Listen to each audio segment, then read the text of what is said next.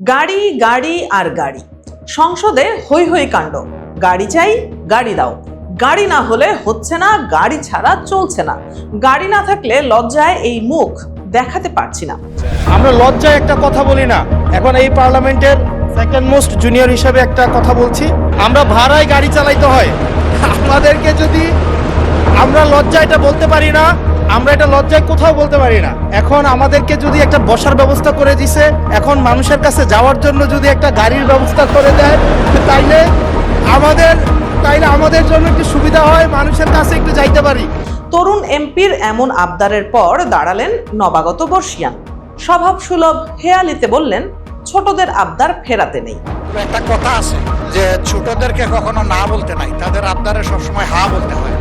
হাসনাত আব্দুল্লাহ বলে ফেলেছে, সাথে সাথে না না বললে আমি বেশি খুশি হইতাম। দর্শক, এমন কথা মূলত ধন কুবেরদের দাদারা হরহামেশা বলেন। আরে নাতি নাতনি চেয়েছে, দিয়ে দাও।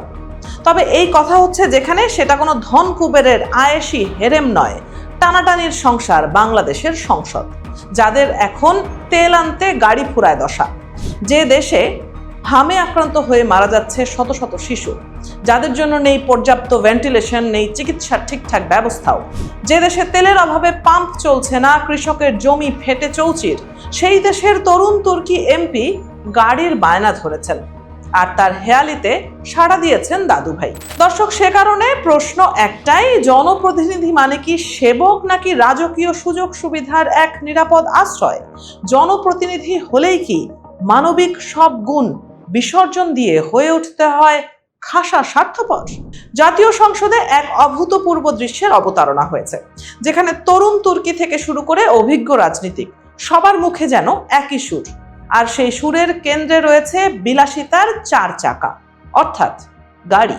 প্রেক্ষাপটটা একটু ফিরে দেখা যাক। সংসদ সদস্য হিসেবে দায়িত্ব পাওয়ার পর থেকেই সুযোগ সুবিধার দাবি নিয়ে আলোচনার কেন্দ্রে জাতীয় নাগরিক পার্টির তরুণ নেতা হাসনাত আব্দুল্লাহ। তিনি সংসদে সরাসরি দাবি তুললেন, এমপিদের জন্য সরকারি গাড়ির ব্যবস্থা করতে হবে। যুক্তি দিলেন, মাঠ পর্যায়ের ডিসি, ইউএনও কিংবা এসি ল্যান্ডরা যদি গাড়ি পান, তবে জনপ্রতিনিধিরা কেন পাবেন না? হাসনাতের এই আবদারে যেন তেলের বদলে ঘি ঢাললেন খোদ বিরোধী দলীয় নেতা ও জামায়াতের আমির শফিকুর রহমান। তিনি বললেন, ছোটদের আবদারে নাকি সবসময় না বলতে নেই। কিন্তু প্রশ্ন উঠছে সেখানেই, যে জামায়াত নির্বাচনের আগে ঘটা করে ঘোষণা দিয়েছিল তাদেরকেও শুল্ক মুক্ত গাড়ি কিংবা সরকারি প্লট নেবেন না, তাদের সুর এখন এত নরম কেন? এদিকে স্বরাষ্ট্রমন্ত্রী সালাউদ্দিন আহমদ টেনে আনলেন বিএনপির অনুশাসনের কথা। প্রধানমন্ত্রী তারেক রহমান স্পষ্ট জানিয়ে দিয়েছেন, বিএনপির এমপিরা শুল্কমুক্ত গাড়ি বা প্লট নেবেন না। তবুও রাজনীতির মাঠের রসায়নটা অদ্ভুত। শুল্কমুক্ত গাড়ি প্রত্যাখ্যানের নৈতিক জয়ধ্বনি একদিকে, আর অন্যদিকে সরকারি গাড়ির মালিক হওয়ার গোপন আকাঙ্ক্ষা। সব মিলিয়ে পরিস্থিতি এখন ঘোলাটে। এ যেন রসুনের সব কোয়ার এক বিন্দুতে মিশে যাওয়া। যৌতুক আমি চাই না বাপু, তবে আপনার মেয়ের সুখের কথা ভেবে খাট, পালঙ্ক, গাড়ি, ফ্রিজ দিতে ভুলবেন না যেন। দর্শক, একবার দেখে নেওয়া যাক একজন সংসদ সদস্য প্রতি মাসে সাধারণ মানুষের ট্যাক্সের টাকা থেকে ঠিক কত টাকা ভাতা পান। জননেতার, জনতার পকেট কাটা টাকায় মেলে কি কি সুবিধা? একজন সংসদ সদস্যের মূল পারিশ্রমিক 55,000 টাকা, কিন্তু মজার ব্যাপার হলো যাতায়াত ভাতা হিসাবেই তারা পান মাসে 70,000 টাকা। এর বাইরে আছে নির্বাচনী এলাকার ভাতা 12,500, আপ্যায়ন 5,000, টেলিফোন ভাতা প্রায় 8,000 এবং ধোলাই ও চিকিৎসা ভাতাও। এখানেই শেষ নয়, সংসদ অধিবেশনে যোগ দিলেই প্রতি কিলোমিটারে 10 টাকা হারে যাতায়াত ভাড়া মেলে।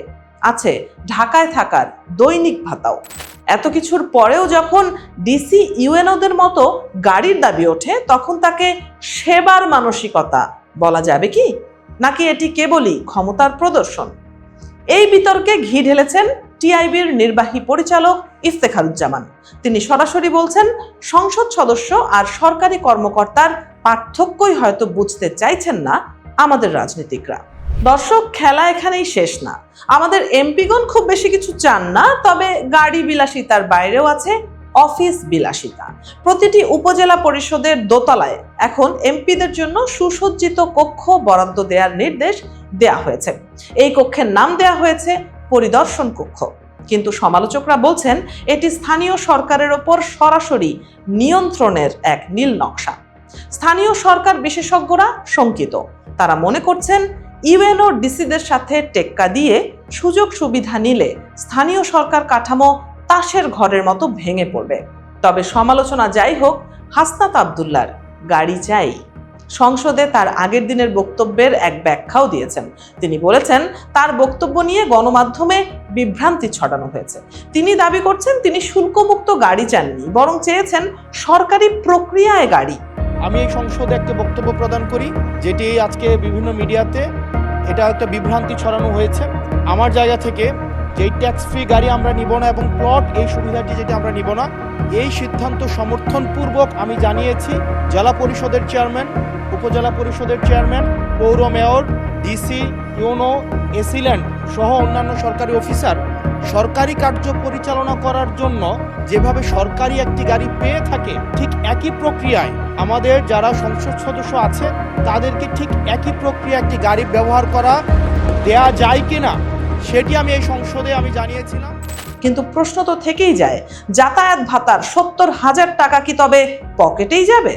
সাধারণ কৃষকরা যখন ডিজেল কিনতে গিয়ে বিড়ম্বনায় পড়ছেন, যখন মধ্যবিত্ত মানুষ মাসের বাজার করতে হিমশিম খাচ্ছেন, তখন জনপ্রতিনিধিদের গাড়ি বাড়ির এই বিলাসিতা কি জনগণের সাথে মশকরা নয়? নীতি আর নৈতিকতার এই লড়াইয়ে শেষ পর্যন্ত কার জয় হবে? সংসদ কি জনগণের স্বার্থ দেখবে, নাকি এমপিদের সুযোগ সুবিধার ক্লাবে পরিণত হবে? একদিকে প্রধানমন্ত্রী তারেক রহমানের না বলার রাজনীতি, অন্যদিকে তরুণ সাংসদের চাই চাই রব, সব মিলিয়ে এক অদ্ভুত টানাপোড়েনে ত্রয়োদশ জাতীয় সংসদ। দর্শক, আমাদের মনে রাখা প্রয়োজন, জনগণের টাকায় কেনা গাড়ির গ্লাসটা যেন এতটাই অন্ধকার না হয় যে ভেতর থেকে বাইরের সাধারণ মানুষের দুঃখ দেখাই না যায়। এই গাড়ি কি শেষ পর্যন্ত সংসদীয় গেটে পৌঁছাবে, নাকি জনমতের চাপে ব্রেক কষবে? উত্তর হয়তো দেবে সময়। তবে বিপ্লবী নেতা হয়ে হাসনাতরা যে নজির তৈরি করছেন তা মোটেও সুখকর কিছু নয়।